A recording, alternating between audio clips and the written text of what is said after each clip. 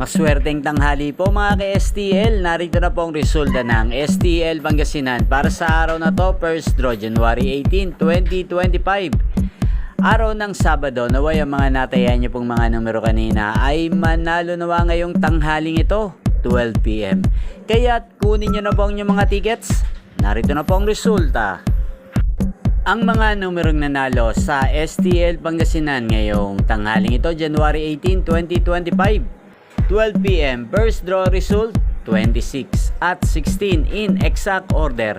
Sa lahat po ng tumaya kanina sa STL Pangasinan para sa first draw ng 26 at 16, congrats po sa inyo. Panalo po kayo again, 26 at 16. At ngayong tanghaling ito sa STL Pangasinan, atin pong i-shoutout ang lagi ding nanonood sa channel na to, si Kuya Jmar ng Pangasinan. Shoutout po sa iyo, Kuya Jmar. Naway ang mga tinayamong mga numero kanina sa Pangasinan, sana ay manalo na po ngayong tanghaling ito. At sana ay nasa mabuti ka rin pong kalagayan. At sa lahat po ng mga taga Pangasinan dyan, especially sa aking mga subscribers na walang sawang nanonood sa channel na to, shoutout po sa inyo.